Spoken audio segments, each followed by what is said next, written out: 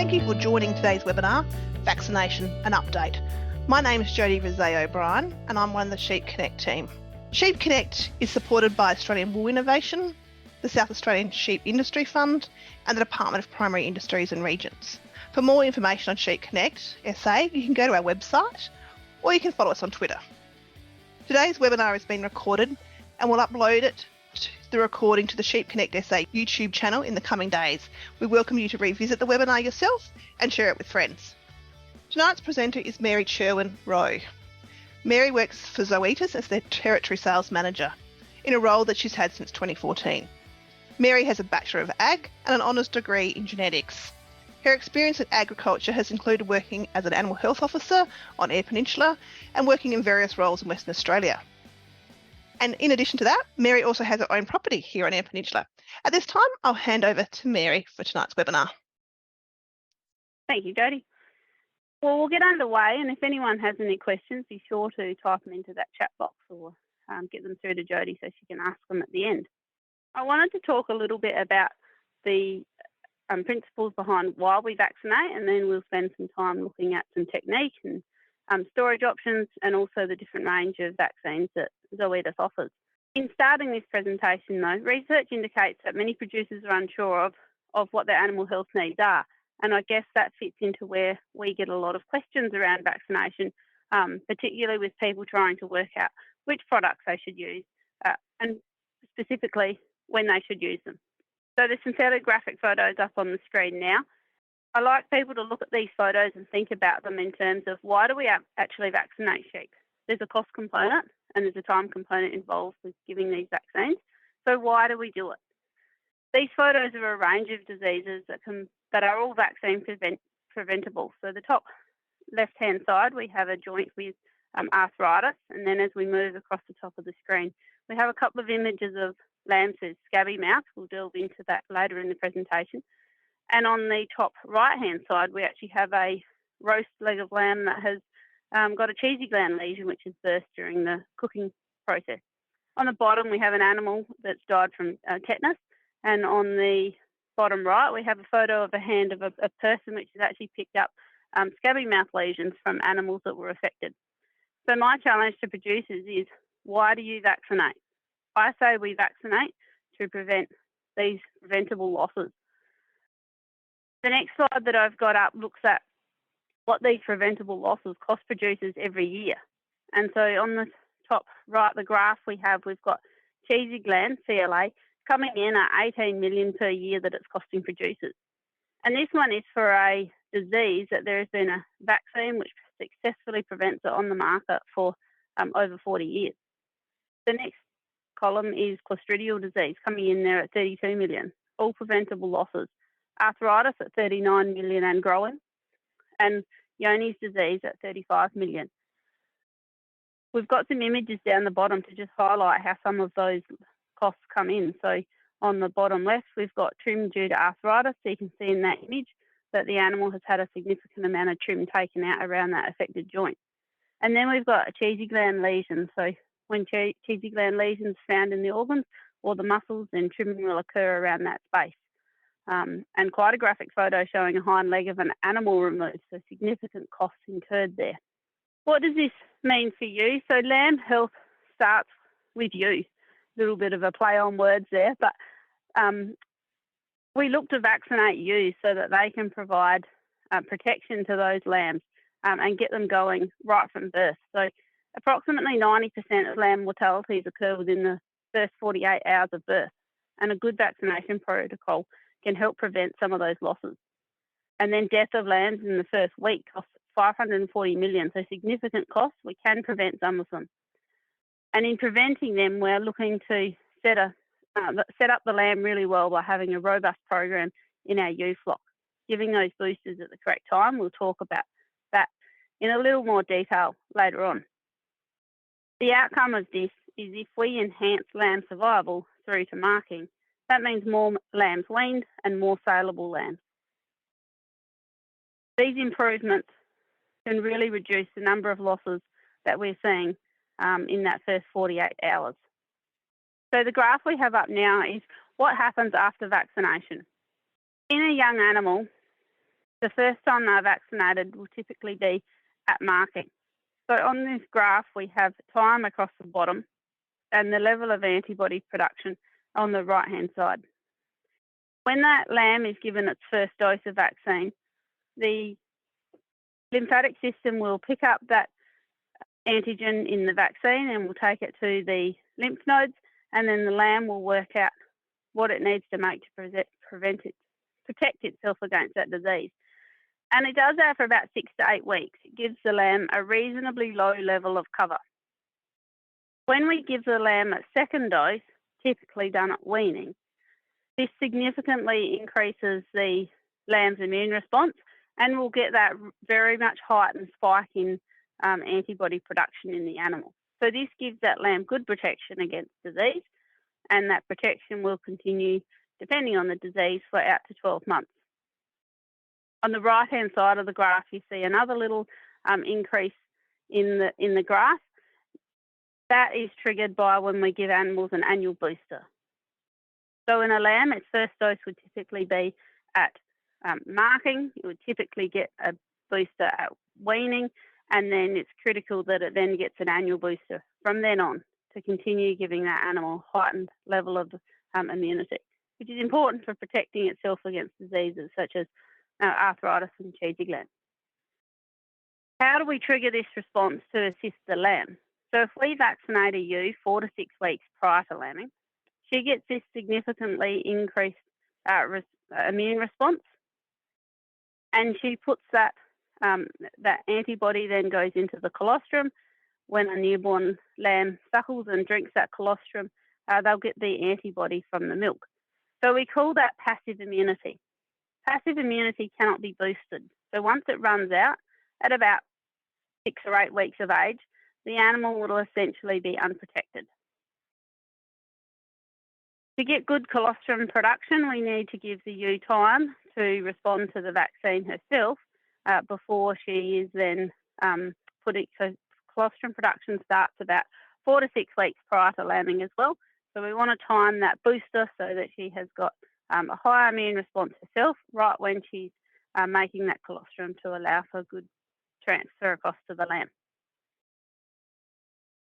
When we're looking at this chart, I do like to make a comment on if we're putting lambs onto a sudden change of diet, particularly into feedlots, it's quite important to give that booster a couple of weeks out prior to those sudden changes in diet, because that can really affect the success of the program. We have another graphic here to help highlight where we should be vaccinating animals. So the graphic on the right-hand side, it seeks to highlight where the vertebrae is in the sheep, and then where there's important arteries and veins and salivary glands and lymph nodes, which helps people understand why we recommend vaccinating on the side of the neck and about 50 mil down from the base of the ear. The reason we vaccinate in that position is because it's a good site to give a subcutaneous injection, and it avoids some of those important structures such as that jugular vein and the carotid artery. In terms of what size needles should we be using, we use we recommend 1/4 inch needles at 45-degree angle to the skin in lambs or for adult sheep off shears. Once you start vaccinating with a 1/4 inch needle on the side of the neck, it's quite easy to do and you'll get quite a good feel for it. If you have previously been temping the skin and you change the way you are vaccinating, I recommend opening the wool up on a few animals and just checking to make sure that the vaccine is correctly being dosed into the animal. Change needles regularly. So this is a common one that may not happen as much as necessary. And what happens when we have a blunt or a dirty needle, particularly a hook on the end of the needle, is you make a bigger puncture wound on the animal, and there's an increased chance of dragging foreign bacteria into that injection site, increasing lesions. Mary, might I stop you there? Question has come through. What do we mean by change the needle regularly? Excellent question. So technically, as frequently as every 50 sheep. And I guess from a practical point of view, I would challenge people to certainly change that needle every time they change a pack of vaccine over. And if you're starting to, when you pull the needle out of the sheep, you can feel it sort of catch on the skin a bit, that's a really good indicator that your needle is overdue for a change. The next photo, where not to vaccinate, we always get questions around this, and from time to time we hear fairly graphic reports of animals that have been submitted to the abattoirs for processing and have had vaccinations applied where they shouldn't, resulting in significant trimming. So never vaccinating animals into the rump or the shoulder, or the ideally not into the front leg, and ideally not into the cheek either. So we recommend the optimal place to vaccinate every time is on the side of the neck. This is particularly easy when lamb's in the cradle at lamb marking. It's a case of rolling the animal's head over and you'll be vaccinating into the correct site every time. So why do we stress this point? We did some work a few years ago now where we dyed vaccine and injected it into animals and then opened those animals up to see how far the vaccine had gone. In this image, we have blue dye, and that indicates that was the treatment applied to this animal with a 1/2-inch needle. So as you can see, it has gone through 4 layers of muscle. That is a subcutaneous, that is a intramuscular injection. What we were seeking to achieve is a subcutaneous injection.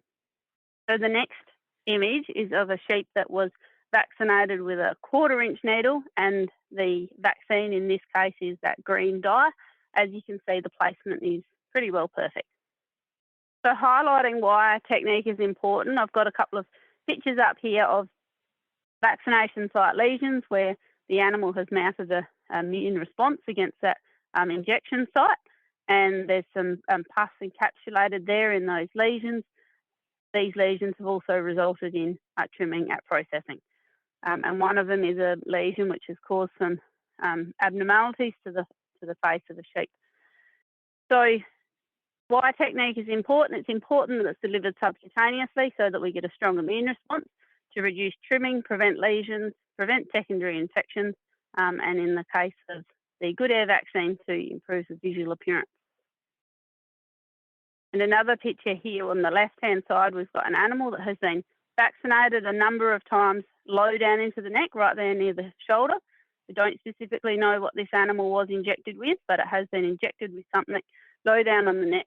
And the image on the right shows fairly well how much trimming has then been caused by that poor vaccination technique.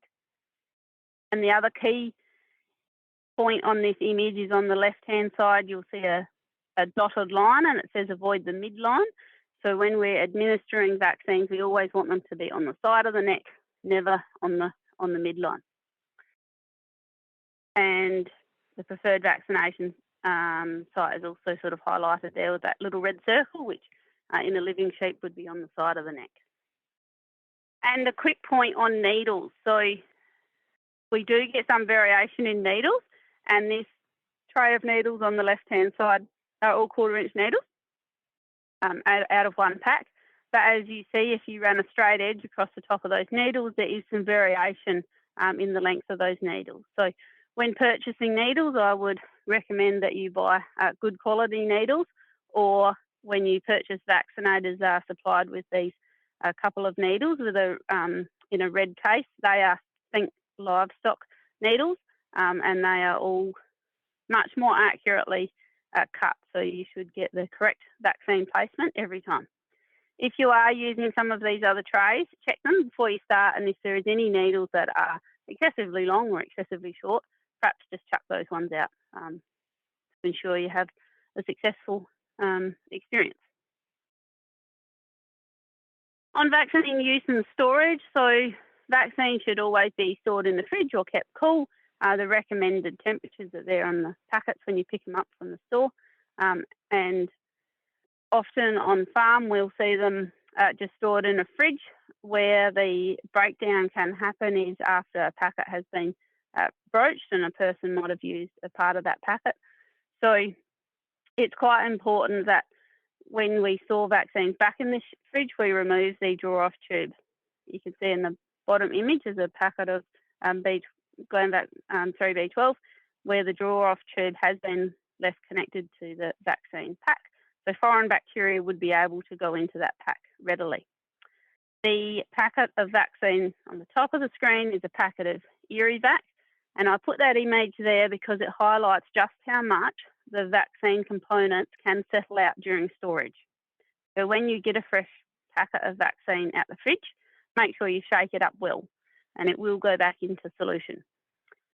Of course, this leads to the point if you had a draw-off tube connected and the vaccine settles out in the draw-off tube, you don't have a way to remix that. So it's important that if any product is left in draw-off tubes, that product is excreted and not administered to an animal.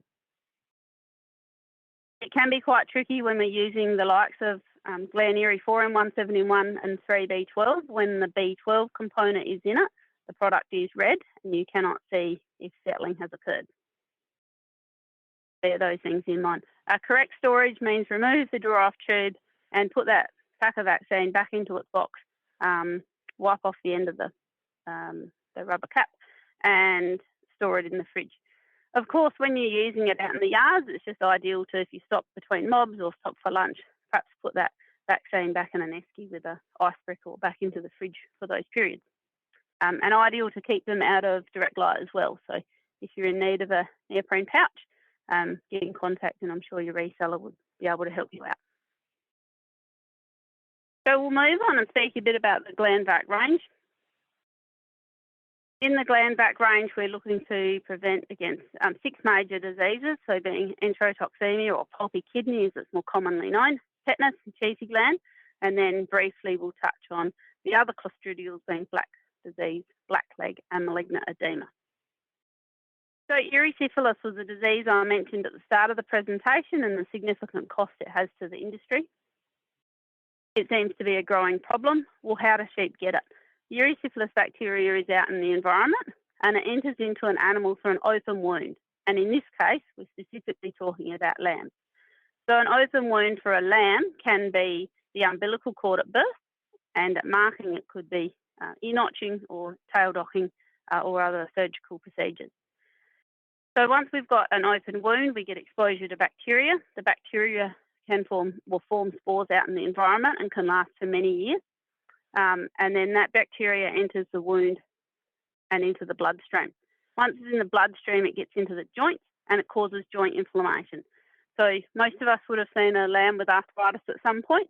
The very visual joints to see tend to be the front knees. They're always very obvious, but we can get arthritis in any of the joints.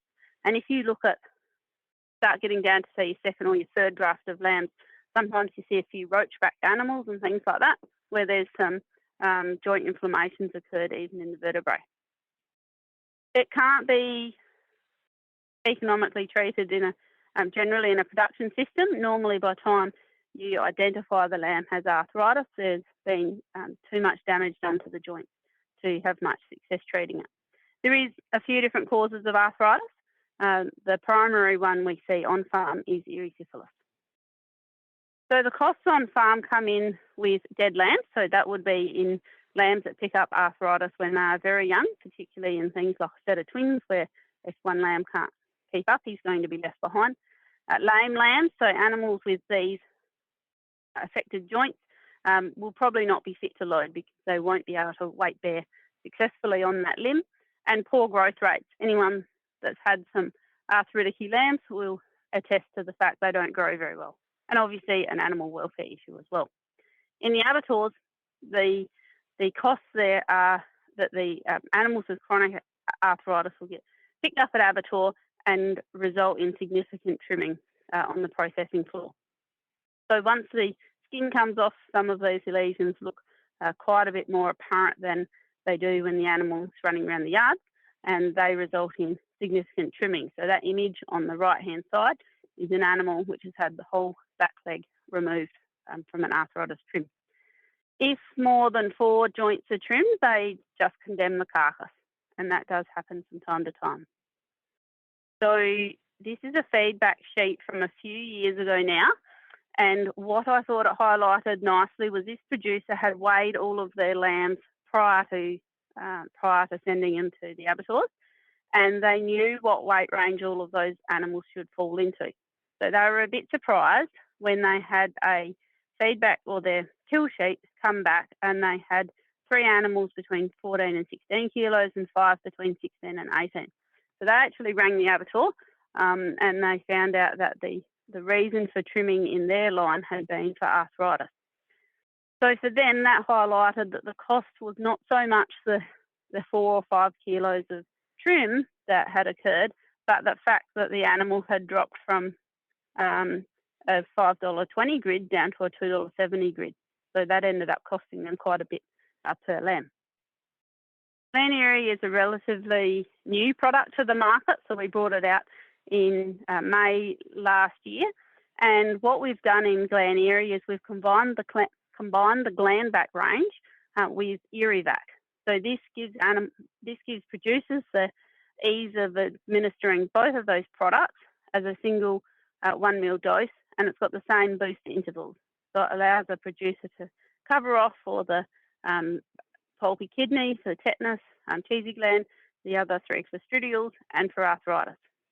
And on that, the break even for arthritis is typically about about 0.5%. So essentially, if you're seeing one animal in 200 that's got arthritis, you've probably reached that break even threshold. And the driver behind that is that we have animals that obviously we visually see getting arthritis, but then there's also the trim at abattoirs, there's the other on-farm losses, and there's the losses of very young lambs.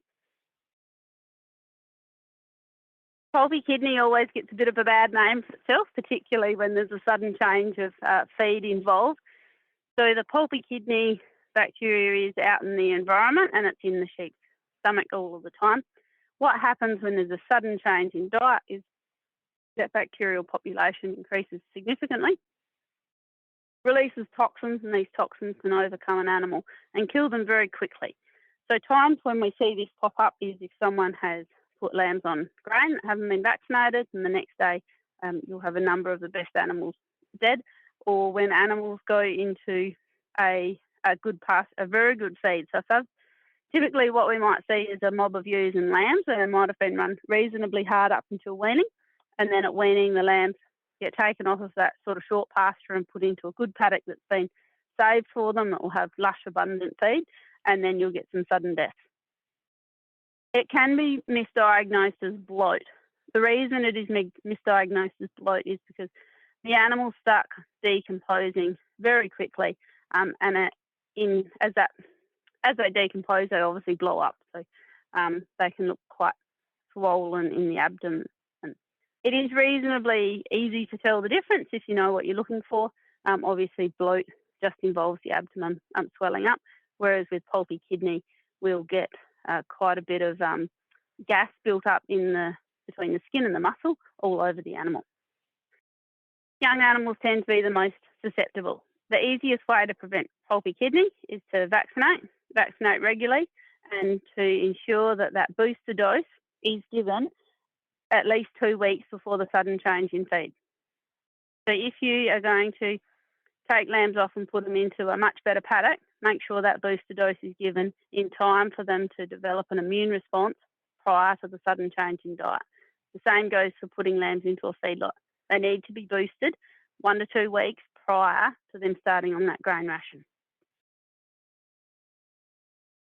Tetanus typically causes sudden death. Occasionally we'll see it where it causes paralysis in older animals, but for young lambs, this can just be lambs that will be found dead out in the paddock within the first couple of weeks of life. These animals can pick those spores up just out in the environment, and they enter the animal through the umbilical cord. You'll also get losses from tetanus after castration and milking, and potentially even shearing wounds. We've got some more graphic images of cheesy gland and the impact that causes. So cheesy gland is caused by a bacterium, and it causes large pus-filled abscesses. So in these photos, we've got some abscesses in the muscle in the back leg of a lamb and also in the rib cage. So in an animal such as this one in the rib cage abattoir, that actually removes a significant portion of that rib cage along with all of those lesions to make sure there's no contamination of the other meat. The other significant cost from cheesy gland is that in the year of an infection, an animal with cheesy gland will cut 10 to 15% less wool. We have a graph here highlighting the difference. So on the first column, we've got 29% on the charted as where an animal has been given no vaccination, having cheesy gland. And for a partial program, we have 31%. What this highlights to us is that once you start a vaccination program for cheesy gland, it is critical that animals get that priming dose, booster dose, and then an annual booster every year. When this is done, you'll see less than 3%. So it is highly efficacious and conducted properly. The other clostridial diseases are black disease, blackleg, and malignant edema. All of them are caused by spores that are out in the environment and ingested or can enter wounds on the animal. They all cause death, and most people would probably find it a little bit hard to diagnose whether an animal on their property has died from black disease or blackleg. Malignant edema can be sometimes seen in rams and generally causes a bit of swelling before the animal dies. None of them are treatable. If you want to prevent them, vaccinate. The Glandvax 3B12, 6B12, Glan-Erie 4-in-1 and Glan-Erie 7-in-1 all come with B12 in them. And the reason for this is because B12 has a significant impact on the ability of an animal to synthesize energy and therefore grow. And so vitamin B12 unlocks part of this glucose metabolization, which is critical for reproduction, wool production, and muscle growth. So the types of animals who typically suffer the most, obviously young animals, but also specifically used prior to lambing. And most farmers would have seen a lamb at some point where you've got the scaly ears and the weepy eyes. That's the most visual sign I guess most of us would see on farm. And as part of that, we get weight loss and ill thrift. Those animals that do have the scaly ears have suppressed appetite, so they don't eat as much, they don't grow as much. They grow less wool, and you'll see quite an increased tail in the mob. So most areas in South Australia either have a cobalt deficiency, and sheep in the rumens, the rumen microbes synthesize that cobalt into vitamin B12. And in areas where there isn't a deficiency, we still see a significant increase in growth rate when animals are given additional vitamin B12. So the critical part with vitamin B12 is an animal needs to have a fully functioning rumen for that microbial synthesization of the B12 to occur. Obviously, in a young lamb, the only B12 they're going to get in those first few weeks is what they would have got from their mother prior to birth. So by vaccinating or supplementing the ewe with B12, we help preload that lamb. For older lambs, the benefit is that even if in a non-deficient area is that additional growth rate over those first 3 months of life. So it always pays for itself. We see a bit of scabby mouth pop up from time to time, and we tend to see more now that there's increased use of lick feeders, and especially where people put animals into containment for lot feeding. So it is a viral disease, and it causes these nasty little lesions typically around the mouth. They impact on the animal's ability to graze, and in a very young animal, they will impact on a lamb's ability to suckle from its mother purely because there will be some pain associated with those lesions. The scabs fall off out in the environment. This poses a risk to other animals where if they are naive and then become exposed to those scabs, they tend to get scabby mouth as well, which is why we see the increased incidence of it in situations where there's shared feeding troughs. They last for a long time out in the environment. So once you have had an outbreak of scabby mouth, there will be that virus sort of out there ready to infect any other naive animals. And it's an OH&S risk. So one of the first slides I showed, someone had actually picked up scabby lesions on their hand. The disease spreads through the spread of these, the scabs. That's typically the way it would spread in the feedlot environment. It needs some broken skin to infect the animal, but broken skin can occur from an animal feeding off of, say, concrete troughs or something like that, and certainly where there's a lot of saffron or other thistles, very coarse stubbles can cause enough abrasion to the lips for that virus to spread. And it's preventable through vaccination. So many people would choose to vaccinate lambs in the cradle. When lambs are vaccinated with scabby gard, it is important to make sure that some damage occurs to the skin where the vaccine is applied, so that the animal actually gets a very small reaction to that vaccine. So the vaccine has a weakened live virus in it. And if you are checking your animals a couple of weeks after vaccination, you should see a line of very small scabs where you applied the vaccine. Final disease I wanted to cover off a bit on was on Johne's disease. So it's a bacterial infection with no known cause, and it's spread a little bit around the state now, I guess. It infects the intestines and reduces absorption. So the animals will appear generally healthy, often quite hungry. They'll often still readily come up to graze, but they simply are not able to absorb enough nutrient through that intestine wall as the wall starts to thicken, and in time they'll waste away and die. The bacteria survives out in the environment, and that's pasture fecal contamination is how other naive sheep would pick it up. So it causes a range of impacts in that about 6% of sheep die each year from an average infection on farm, and where you have very heavily infected flocks, you can get mortalities up to 30%, and a lot of these losses tend to be in some of those younger groups of sheep. But the other significant production losses, then you simply don't have as many animals for your selection pressure. You've got reduced meat production because animals with Johne's disease tend to be skinnier, and in severe cases, an increased cost by purchasing replacement stock in. So the best practice management for that disease is to use good air as part of a OJD management plan.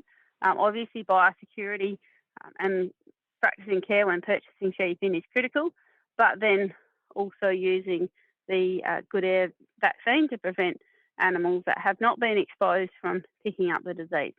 So the key things of the good air vaccine is it does have a mineral oil carrier. So we recommend that it is always applied with a Securus applicator. Securus applicator has a couple of locking mechanism features in it to help prevent any accidental self-injections.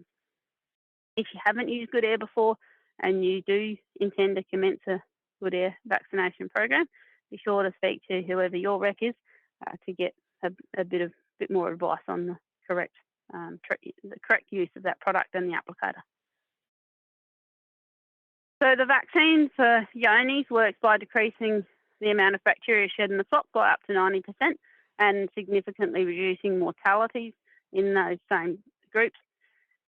It also delays shedding to 12 months. So this is talking about animals that have been vaccinated and have also got Johne's disease, and it delays the onset of clinical disease and death by 12 months. For animals that haven't got Johne's before they're vaccinated, 90% of them will be prevented from getting Johne's disease. So it's a killed vaccine. You cannot get Johne's on your farm from using the vaccine, and it is a single dose for life. So the mineral oil carrier means that the animal will never get rid of it out of their system. It does cause generally a small lesion at the injection site, and that lesion will stay with the animal for a significant period of time. To prevent prevent lambs picking up Johne's disease, the best solution is to vaccinate them at 4 to 16 weeks of age or prior to OJD exposure, and then they can be called an approved vaccinate.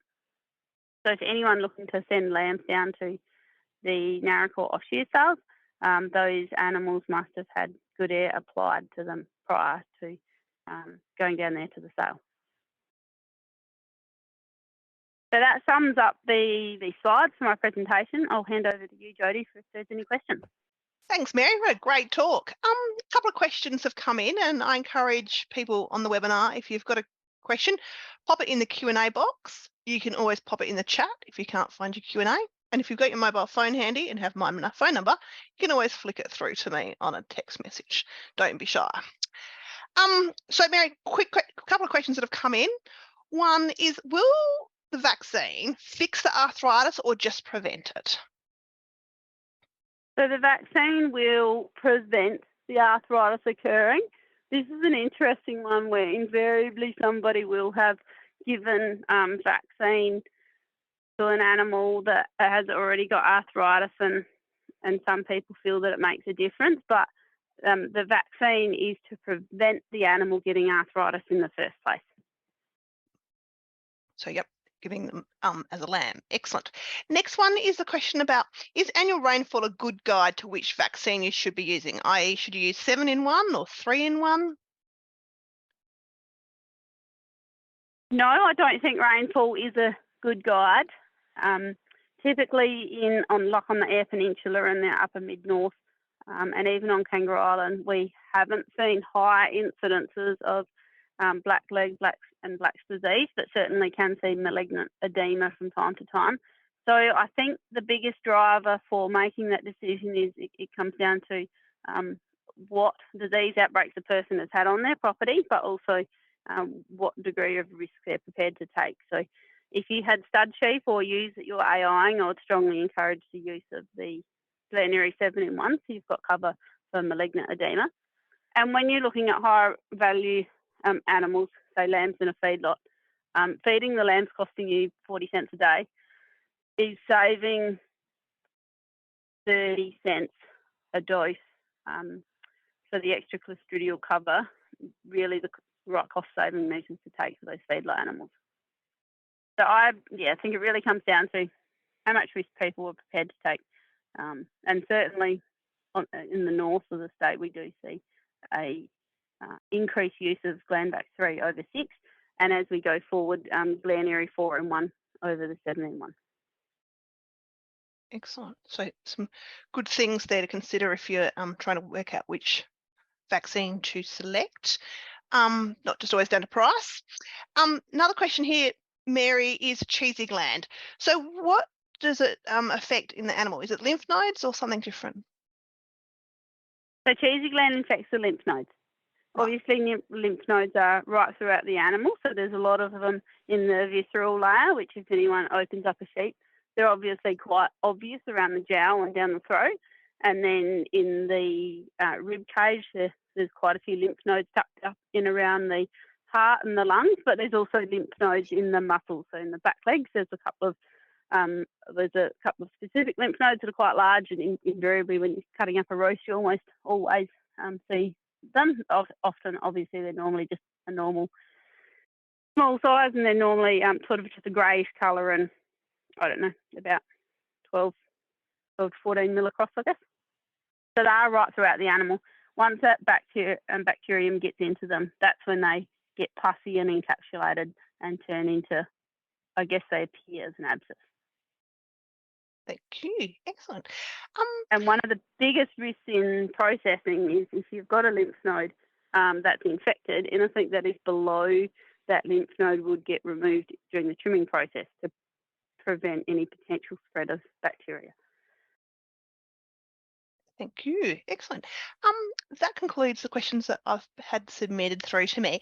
If you go away and think of another question, feel free to get in contact. Just send it through to my email, which you would have got on your registration, and I can pose those through to Mary. I'd like to thank everyone who's joined us for tonight's webinar. I'd also like to extend my thanks to you, Mary, for sharing your insight and expertise with us. It's much appreciated. As I said, if you've got any additional questions, contact me directly using the contact information in your webinar registration. Have a great evening.